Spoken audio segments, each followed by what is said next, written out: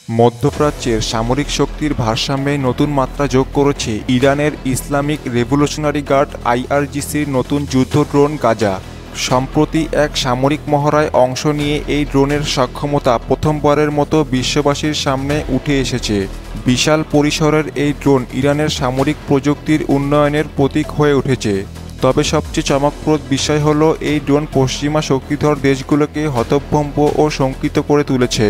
বিশ্লেষকদের মতে ইরানের এই ড্রোন মধ্যপ্রাচ্যের সামরিক শক্তির সমীকরণ বদলে দিতে পারে।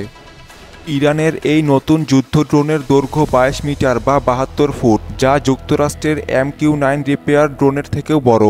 এটি 3100 কেজি ওজন বহন করতে পারে এবং সর্বোচ্চ 350 কিলোমিটার/ঘন্টা গতিতে উড়তে সক্ষম। সবচেয়ে উল্লেখযোগ্য বিষয় হলো এটি একটানা 35 ঘন্টা আকাশে থাকার সক্ষমতা রাখে এবং 1000 কিলোমিটার পর্যন্ত দূরত্বে হামলা চালাতে পারে। ইরানের দাবি অনুযায়ী গাজা ড্রোন 13টি ক্ষেপণাস্ত্র বা নির্ভুলভাবে লক্ষ্যভেদী বোমা বহন করতে পারে।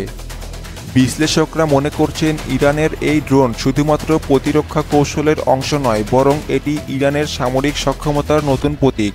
যুক্তরাষ্ট্র ও ইসরায়েলের গোয়েন্দা সংস্থাগুলো উদ্বেগ প্রকাশ করেছে যে এই ড্রোন একদিকে আঞ্চলিক প্রতিপক্ষের জন্য হুমকি সৃষ্টি করবে, অন্যদিকে এটি রাশিয়া, হুতি বিদ্রোহী কিংবা সিরিয়ার মতো মিত্রদের কাছে রপ্তানি হতে পারে।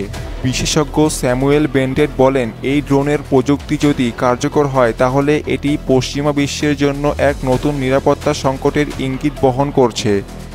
সাম্প্রতিক পয়গম্বরী আজম নামক সামরিক মহড়ায় এই ড্রোন ব্যবহার করা হয়, যেখানে এটি 8টি লক্ষ্যবস্তু সফলভাবে ধ্বংস করতে সক্ষম হয়।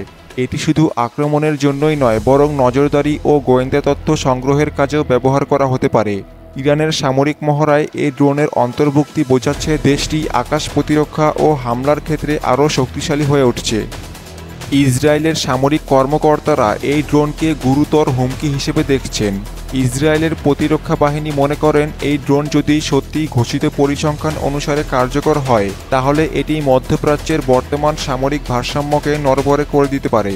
বিশেষজ্ঞরা বলছেন ইসরায়েলের আয়রন ডোম ব্যবস্থা এই ধরনের ড্রোন মোকাবেলায় সক্ষম হলেও একাধিক গাজা ড্রোন একসঙ্গে মোতায়েন করা হলে পরিস্থিতি পাল্টে যেতে পারে। যুক্তরাষ্ট্রভিত্তিক সামরিক বিশ্লেষকরা মনে করছেন ইরান এই ড্রোন ব্যবহারের মাধ্যমে মার্কিন সামরিক ঘাঁটিগুলোর জন্য নতুন চ্যালেঞ্জ তৈরি করতে পারে। ওয়াশিংটন পোস্টের এক প্রতিবেদনে বলা হয়েছে এই ড্রোন শুধু মধ্যপ্রাচ্যেরই নয়, বরং ইউরোপ ও এশিয়ার নিরাপত্তার ক্ষেত্রেও নতুন আশঙ্কা তৈরি করছে। ইরান শুধু নিজস্ব প্রতিরক্ষাকে শক্তিশালী করতেই এই ড্রোন তৈরি করেনি, বরং এটি ভবিষ্যতে রপ্তানি করার পরিকল্পনাও করছে। বিশ্লেষকরা মনে করছেন এই ড্রোন হুতি বিদ্রোহীদের মতো গোষ্ঠীর কাছে গেলে সৌদি আরব ও সংযুক্ত আরব আমিরাতের জন্য হুমকি হয়ে দাঁড়াবে।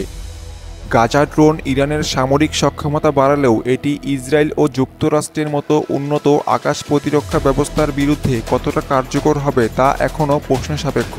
তবে এটি নিশ্চিত যে মধ্যপ্রাচ্যের সামরিক প্রতিযোগিতা আরও বাড়বে এবং এই অঞ্চলের শক্তির ভারসাম্যে নতুন পরিবর্তন আসতে পারে। পশ্চিমা বিশ্ব কি এই নতুন হুমকির মোকাবেলা করতে প্রস্তুত, নাকি ইরানের প্রযুক্তিগত অগ্রগতি ভবিষ্যতে আরও চমক দেখাবে? Sujan Hossain, the geopolitical Times.